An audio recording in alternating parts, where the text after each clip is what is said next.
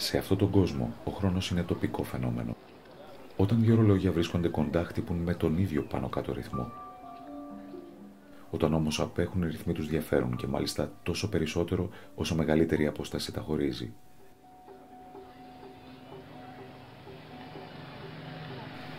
Το ίδιο ισχύει και για το ρυθμό που χτυπούν οι καρδιές, για την ευρυθμία των εισπνοών και των εκπνοών. Σε αυτόν τον κόσμο, ο χρόνος κυλάει με διαφορετική ταχύτητα σε κάθε μέρος. Κάθε πόλη είναι μόνη. Κάθε πόλη είναι ένα νησί. Κάθε πόλη πρέπει να ζει τη δική της ζωή.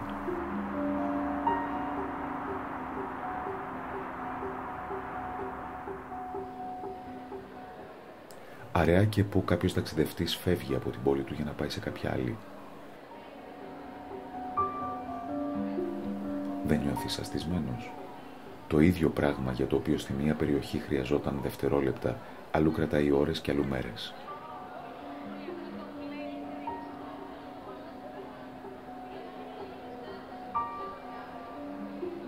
Στο χρόνο που θέλει ένα φύλλο να πέσει στο έδαφος, κάπου αλλού ανθίζει ένα λουλούδι.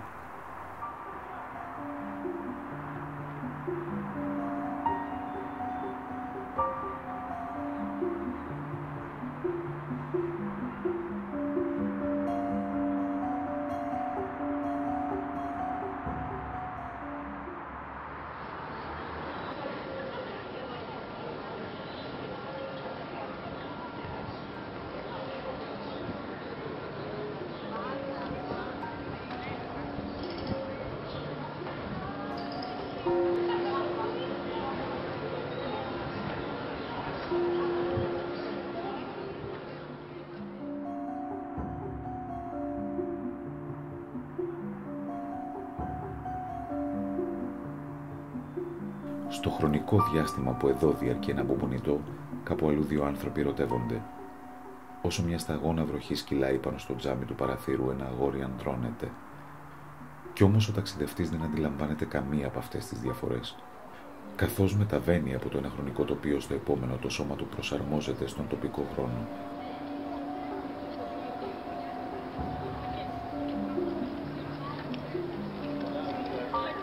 Και αφού ο κάθε χτύπος της καρδιάς, η κάθε αιώρηση του εκκρεμούς, το κάθε άνοιγμα των φτερών του γλάρου είναι εναρμονισμένα, πώς θα μπορούσε ένας ταξιδευτής να ξέρει ότι πέρασε σε μια καινούργια ζώνη χρόνου?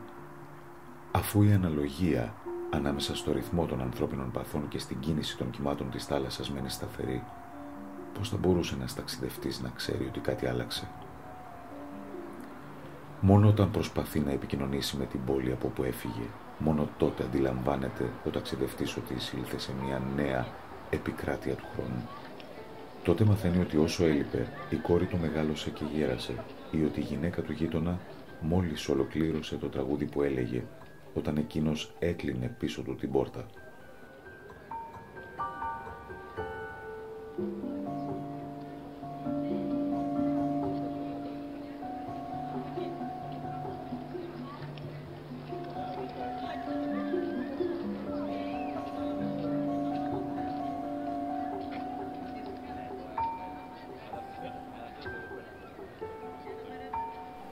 Τότε ακριβώς ο ταξιδευτής μαθαίνει ότι αποκόπηκε και στο χρόνο και στο χώρο. Κανένας ταξιδευτής δεν επιστρέφει στον τόπο από όπου κατάγεται.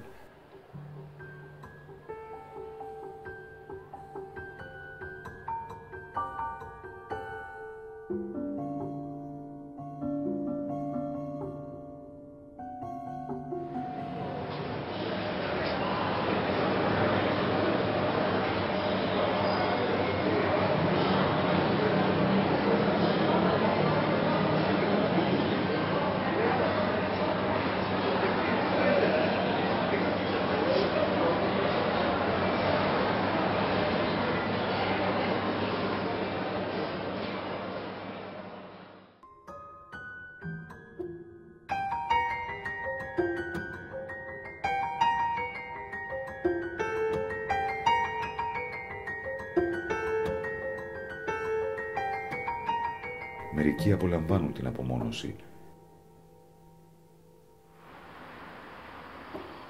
Ισχυρίζονται πως αφού η δική τους πολιτεία είναι η καλύτερη από όλες, δεν υπήρχε λόγος να συσχετιστούν με τις υπόλοιπες.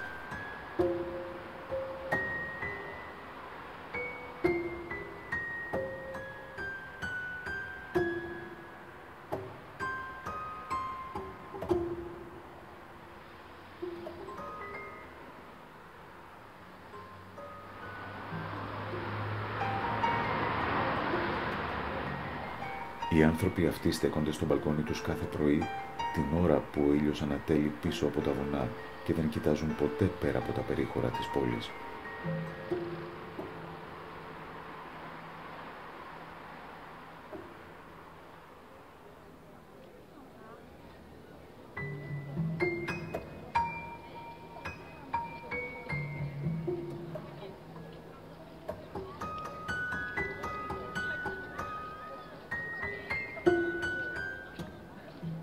Άλλοι επιζητούν την επαφή, ρωτούν και ξαναρωτούν τον ακριβοθόρητο επισκέπτη της πόλης τους.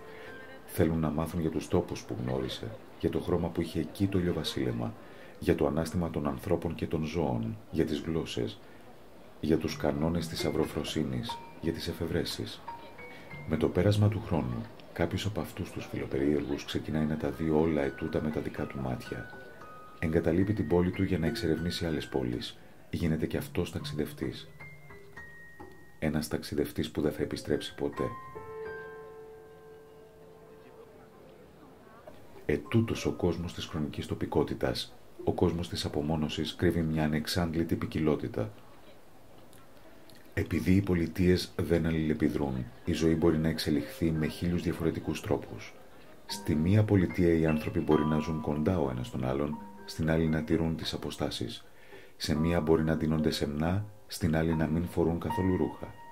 Στη μία μπορεί να θλίβονται για το θάνατο των εχθρών τους, στην άλλη να μην έχουν εχθρούς, αλλά ούτε φίλους.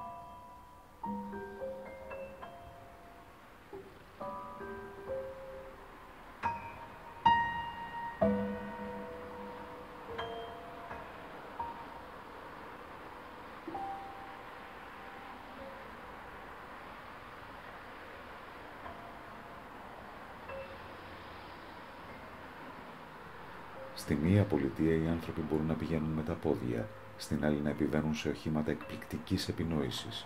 Τέτοια ποικιλία και ακόμη μεγαλύτερη συναντάει κανείς σε περιοχές όπου απέχουν μόλις 100 χιλιόμετρα.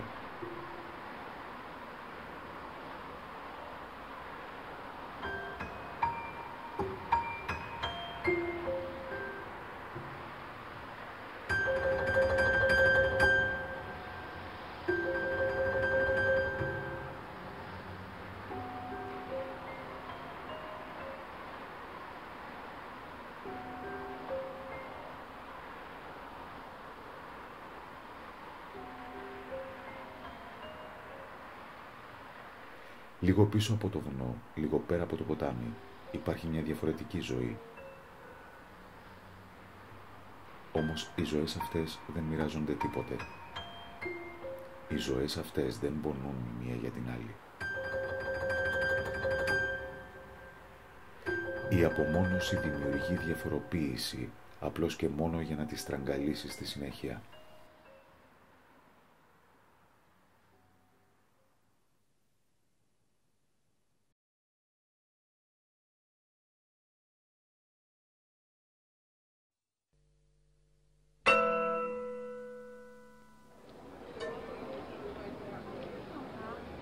Πλησιάζοντας βλέπεις ότι η πόλη είναι κατακαιρματισμένη. Μια γειτονιά ζει στον 15ο αιώνα. Εδώ τα σπίτια είναι φτιαγμένα από απελέκητες πέτρες. Τα πατώματα συνδέονται με εξωτερικές σκάλες και γαλαρίες. Ένα άλλο κομμάτι της πόλης μοιάζει βγαλμένο από εικονογράφηση του 18ου αιώνα. Ψημένα κόκκινα κεραμίδια σχηματίζουν καλοζυγισμένες στέγες. Ένα άλλο κομμάτι έφτασε μέχρι το παρόν, με καμάρες που πλαισιώνουν την κάθε λεωφόρο, μεταλλικά κυκλειδώματα στα μπαλκόνια, προσώψεις κατασκευασμένες από ψαμίτι. Κάθε κομμάτι της πόλης μένει καθυλωμένο σε διαφορετική εποχή.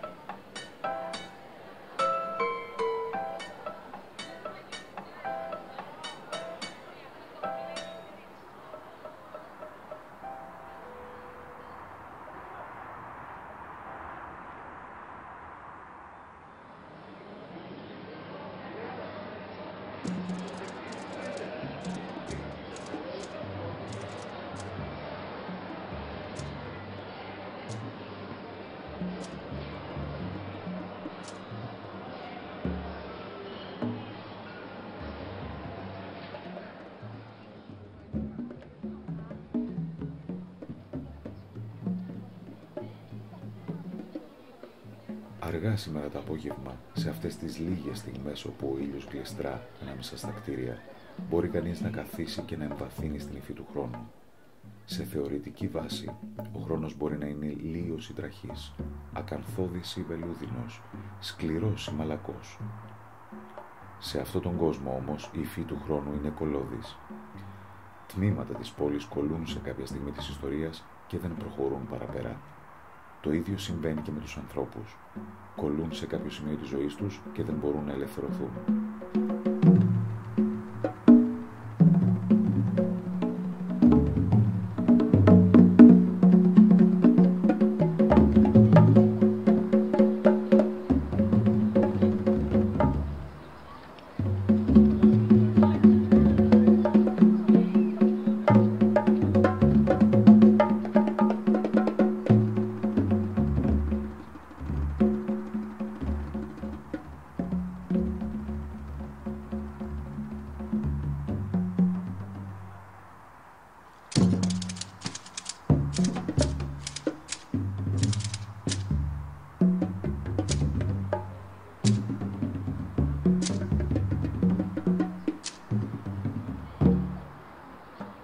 Μια κόρη βλέπει το πρόσωπο του παλικαριού που την είχε αγαπήσει στον καθρέφτη του δωματίου της, στο ταβάνι του φούρνου, στην επιφάνεια της λίμνης, ψηλά στον ουρανό.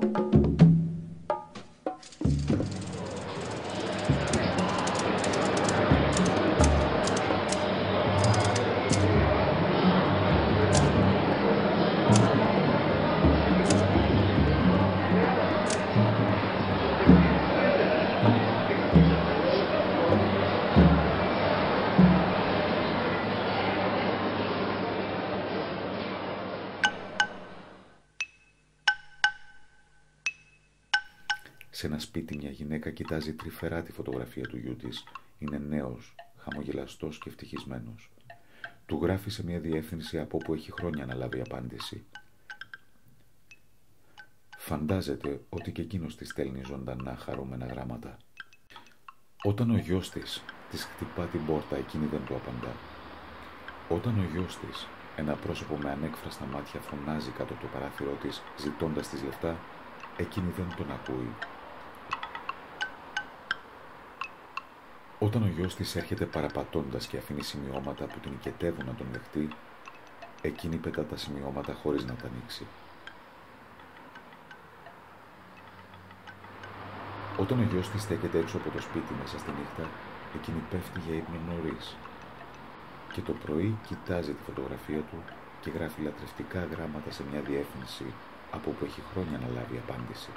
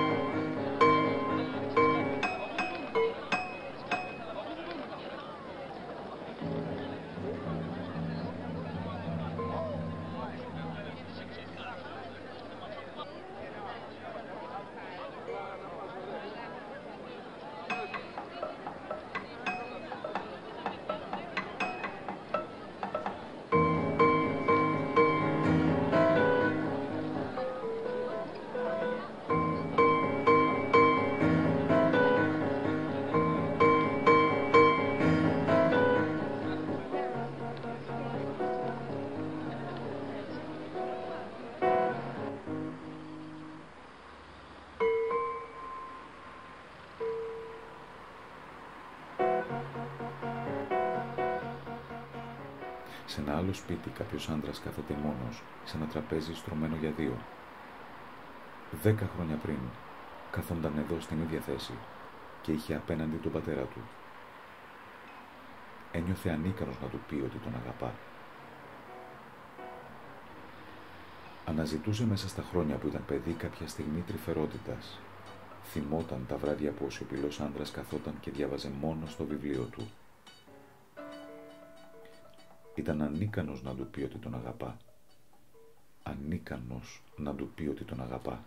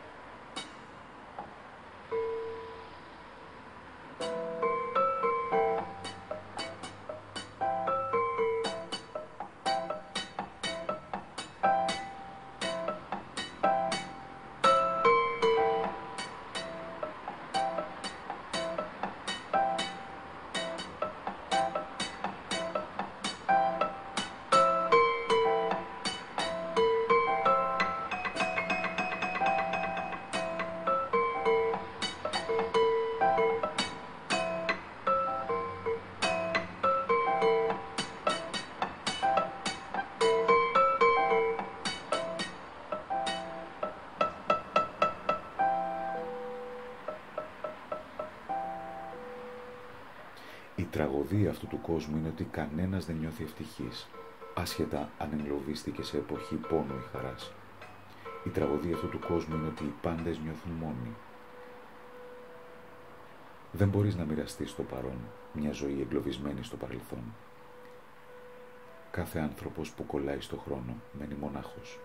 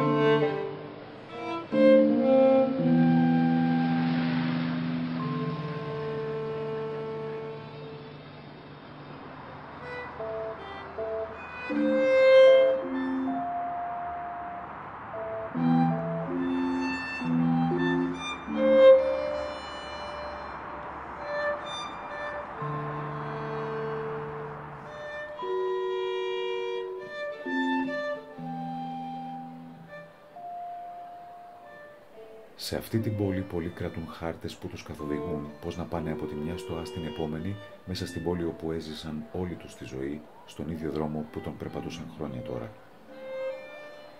Πολλοί κρατούν σημειωματάρια για να καταγράφουν όσα μαθαίνουν στο σύντομο διάστημα που αυτά παραμένουν στο κεφάλι τους.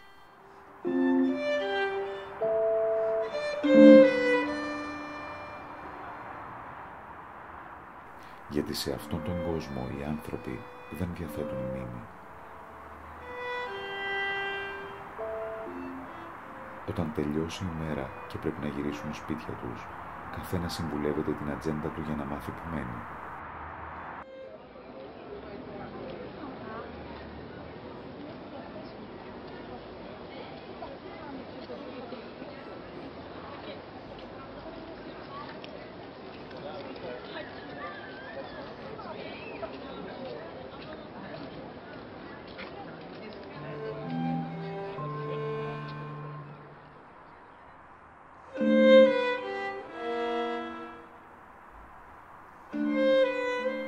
Φτάνοντας στο σπίτι, κάθε άνδρας βρίσκει γυναίκα και παιδιά να τον περιμένουν στο κατόφλι. Αυτό παρουσιάζεται. Βοηθάει να ετοιμαστεί το βραδινό. Διαβάζει παραμύθια στα παιδιά του. Παρομοίως, κάθε γυναίκα που επιστρέφει από τη δουλειά της ανταμώνει σύζυγο, παιδιά, καναπέδες, λάμπες, ταπετσαρίες στους τοίχους και σχέδια στα σερβίτσια. Αργά τη νύχτα οι δύο σύζυγοι δεν αργοπορούν στο τραπέζι, συζητώντας για τις δραστηριότητες της ημέρας, το σχολείο των παιδιών, τις καταθέσεις στην τράπεζα. Ανταλλάσσουν χαμόγελα, νιώθουν το αίμα τους να βράζει, τη θέρμη ανάμεσα στα σκέλη τους, όπως τότε που πρωτογνωρίστηκαν 15 χρόνια πριν. Χωρίς μνήμη, κάθε νύχτα είναι η πρώτη νύχτα. Κάθε πρωινό είναι το πρώτο πρωινό. Κάθε φιλί και άγγιγμα δεν έχουν προηγούμενο.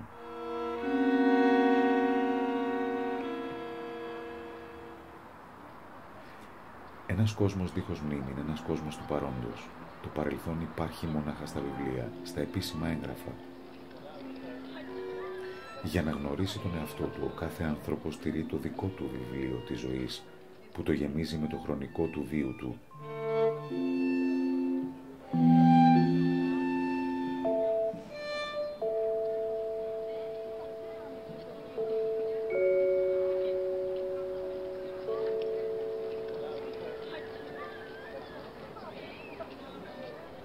Διαβάζοντας τις σελίδες του καθημερινά, μπορεί να ξαναμάθει την ταυτότητα των γονιών του. Αν γεννήθηκε στα ψηλά ή στα χαμηλά, αν ήταν καλός ή κακός μαθητής, αν πέτυχε στη ζωή του. Χωρίς το δικό του βιβλίο της ζωής, ο άνθρωπος είναι μια ασπρόμαυρη φωτογραφία, μια δυσδιάστατη εικόνα, ένα φάντασμα.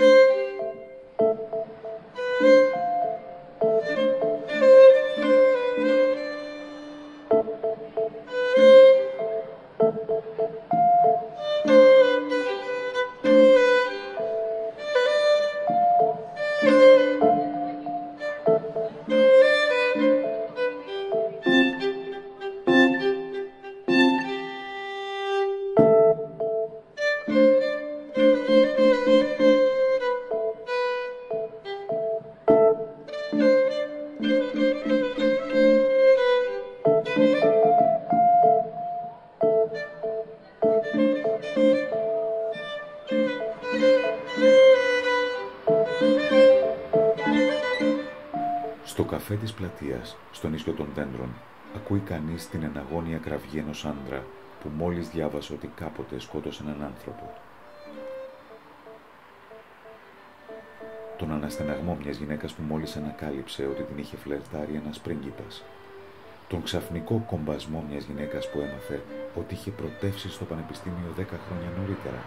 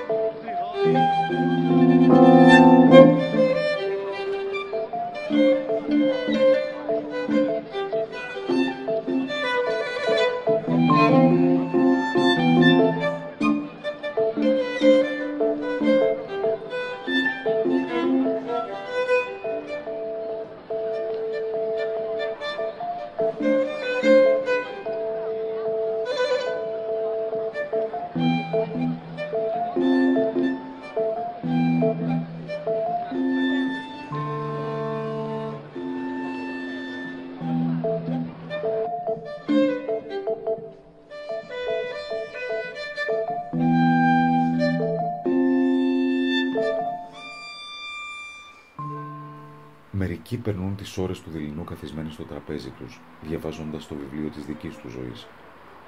Άλλοι γεμίζουν φρενιασμένα τις επιπλέον σελίδες του με τα καθέκαστα της ημέρας. Με το πέρασμα του χρόνου, το βιβλίο της ζωής του καθενός διωγγώνεται τόσο πολύ που είναι πια αδύνατο να διαβαστεί ολόκληρο. Τότε έρχεται η ώρα της επιλογής. Από τους ηλικιωμένους άντρες και γυναίκες, μερικοί διαβάζουν τις πρώτες σελίδες για να γνωρίσουν πώς ήταν νέοι. Άλλοι διαβάζουν τις μεταγενέστερες για να μάθουν πώς ήταν στα πρόσφατα χρόνια τους.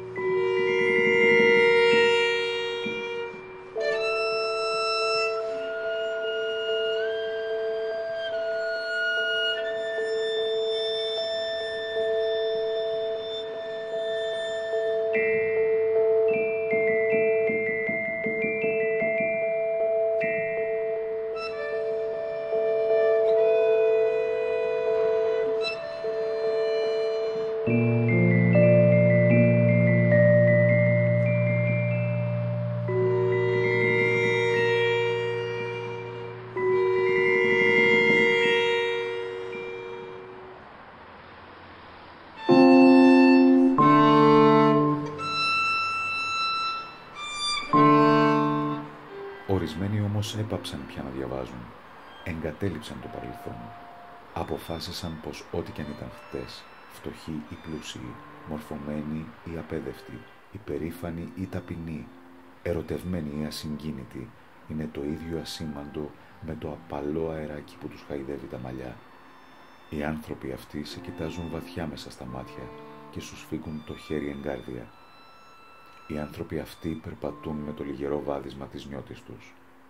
Οι άνθρωποι αυτοί έχουν μάθει να ζουν σε έναν κόσμο δίχως μνήμη.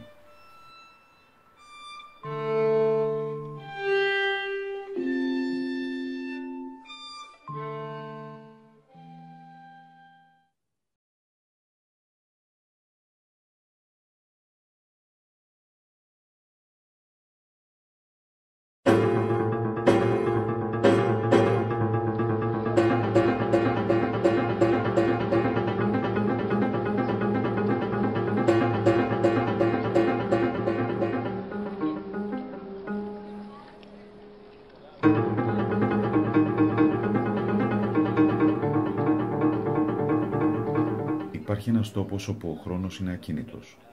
Οι στάλες της βροχής μένουν μετέωρες στον αέρα. Τα εκκρεμή των ορολογιών μαρμαρώνουν στη μέση της τροχιάς τους.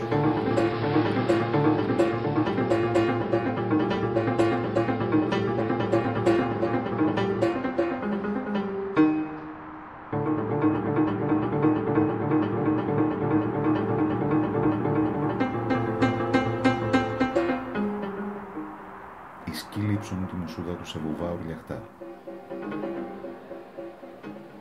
Ένας ταξιδευτής που πλησιάζει σε τούτο τον τόπο κινείται όλο ένα και πιο αργά από όποια διεύθυνση κι αν έρχεται. Οι χτύποι της καρδιάς του λιγοστεύουν, η αναπνοή του επιβραδύνεται, η θερμοκρασία του πέφτει, οι σκέψεις του χάνονται.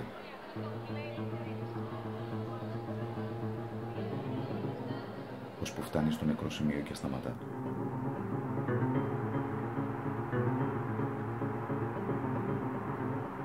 Αυτό το σημείο αποτελεί το κέντρο του χρόνου. Από εδώ ο χρόνος απλώνεται σε ομόκεντρους κύκλους. Στο κέντρο μένει ακίνητος. Η ταχύτητά του αυξάνεται αργά σε μεγαλύτερες διαμέτρους.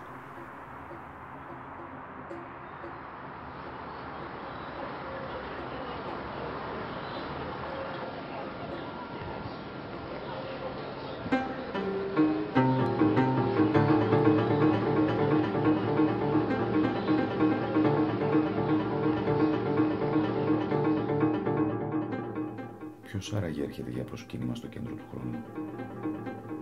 Οι γονείς με τα παιδιά τους και οι εραστές.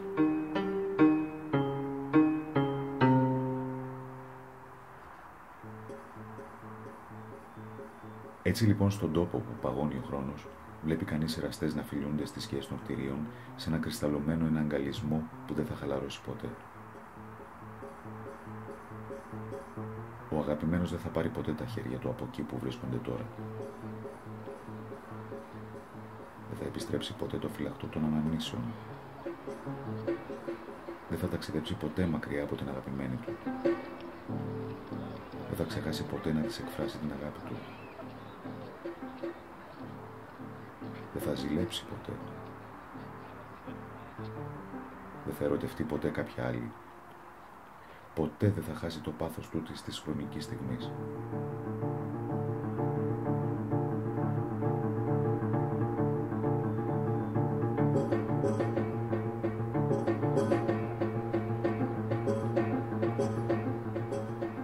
Στον τόπο που παγώνει ο χρόνος, βλέπει κανείς γονείς γαντζωμένους πάνω στα παιδιά τους, σε ένα κρυσταλλωμένο εναγκαλισμό που δεν θα χαλαρώσει ποτέ.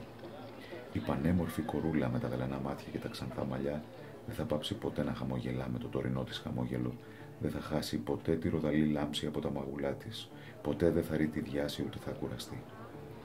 Δεν θα πληγωθεί ποτέ, δεν θα ξεχάσει ποτέ όσα της δίδαξαν οι γονείς της, ποτέ δεν θα σκεφτεί κρυφά από αυτούς, δεν θα γνωρίσει ποτέ το κακό, δεν θα φωνάξει ποτέ στους γονείς της ότι δεν τους αγαπά, δεν θα εγκαταλείψει ποτέ το δωμάτιό της, δεν θα πάψει ποτέ να αγγίζει τους γονείς της όπως τώρα. Όσοι δεν έφτασαν στο νεκρό σημείο κινούνται μεν, αλλά με το ρυθμό των παγετών. Ένα χάιδαμα στα μαλλιά τους ίσως διαρκέσει ένα χρόνο, ένα φιλί ίσως κρατήσει μια χιλιετία. Όση ώρα διαρκεί ένα χαμόγελο, οι εποχές αναλλάσσονται στον έξω κόσμο. Όση ώρα διαρκεί ένας αποχαιρετισμός, πολιτείες ολόκληρες αποσαρθρώνονται και περνούν στη λύθη.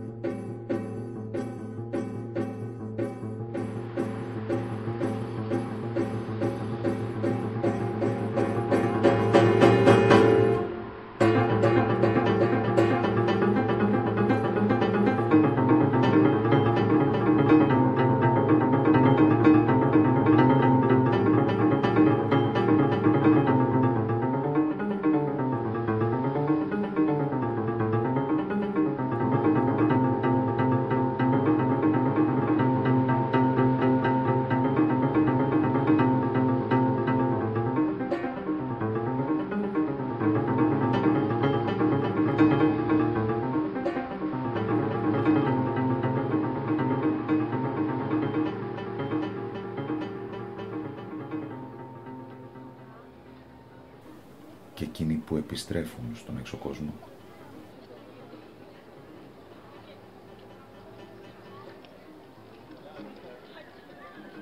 Τα παιδιά μεγαλώνουν γρήγορα, λησμονούν το αιώνιο αγκάλιασμα των γονιών τους, που για αυτά δεν κράτησε παρά λίγα δευτερόλεπτα.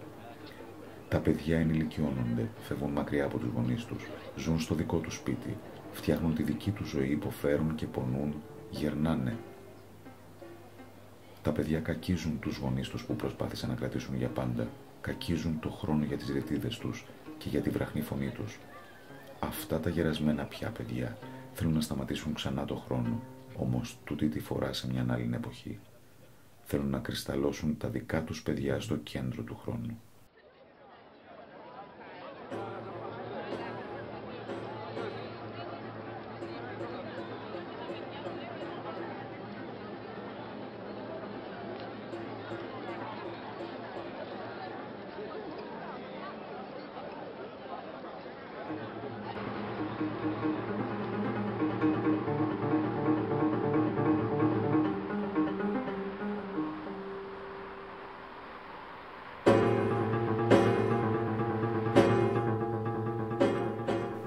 Τα ζευγάρια που επιστρέφουν διαπιστώνουν ότι όλοι τους οι φίλοι χάθηκαν από καιρό.